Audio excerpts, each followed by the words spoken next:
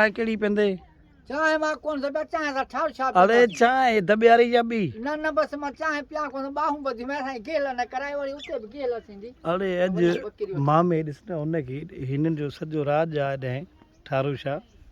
त हिननि खे सॼी ख़बर आहे इन वटि जी वो समझा थो सोचा थो पर वो चोर ऐं न चोर खे पुलिस सभु सुञाणे कवे बांधी आया पुलिस मिड़े के तो को 50 रुपया वठे मेरी का को कढी हल बाबा ना हुंदो माल छा घणा खया अथई पैसा हां पैसा घणा पैसा मोटे बाने 10-15 हज़ार भाई 10,000 छेली ठाव के अटन या त गुलाब भेण वठ हां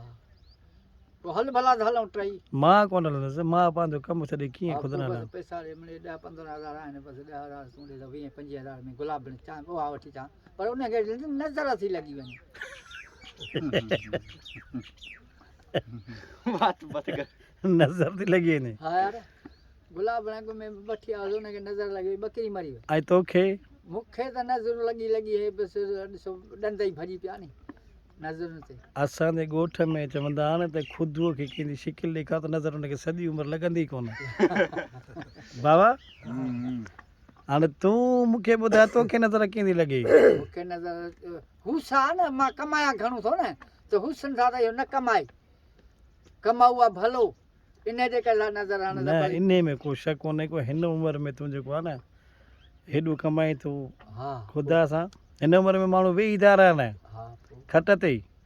पोइ बि तोखे लख शाबाश आहे तोरा छोरा बि निभाग आहिनि निभाग आहिनि ॿई मथां इहे ॻाल्हि कर छोरा ॿई न टई मन तूं सदोरो आहे बाक़ी हो त पीउ जा पुट ई कोन अरे सदूरो तॾहिं थिए तॾहिं तुंहिंजे कुले सां कुलो मिलाए बिया चवईं भाउ तूं खट ते वेह असांखे छा ला ॼणई केरु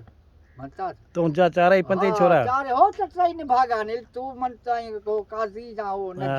बाक़ी पोइ मनता तुंहिंजूं ग़लतियूं जेको मिले पियो हिसाब हा हा तो बि कई हूंदी न पंहिंजे वॾनि सां न न मां अहिड़ी कान कई हूंदई मां त तोखे चवां शर्त आहे लिखी छॾ भला यार हूंदो पर मां इहो विञायो कोन पैसो हा मुंहिंजे वॾे चङाई कयूं त ॾिस सुकून में वेठो आहे न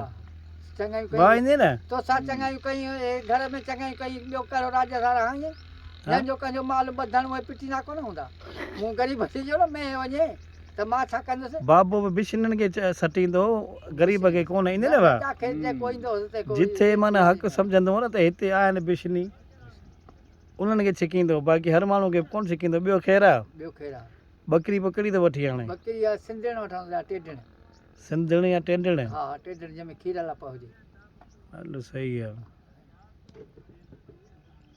अॼु सिर्फ़ु पूरी कजांसि अॼु सिर्फ़ु पूरी सफ़ा टाइट थी वेंदी सुभाणे ॿिए ॾे खणंदासीं सुभाणे भराई करे हाणे उन्हनि खे त वारो करे चइजां त इहो घर न वञनि इहे त सिरूं उथला आहिनि न चयो त मां त तूं वेंदे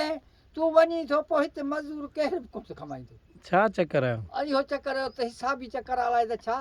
जो तव्हां पुठी ॾी थो तोखे निंड जो बाबो जो वेठो आहे हिते हिन हे बि सुम्हे थो त ॼण न मोलनि में न जेरनि में केरु मञे ई कोन थो हे बि पासो वराए थो सुम्हे न त ॾुहण वारी न त कुहण वारी तो का शइ कान्हे हे बि बसि सेरा जे हीअं पासो वराए ऐं हीअं सुम्ही पवंदो बसि हल सही आहे कोन था वञूं हो तूं वञी थो ड्राइवर वियो वरी हो वियो पोइ इहा लंबर वार सभु को भॼंदो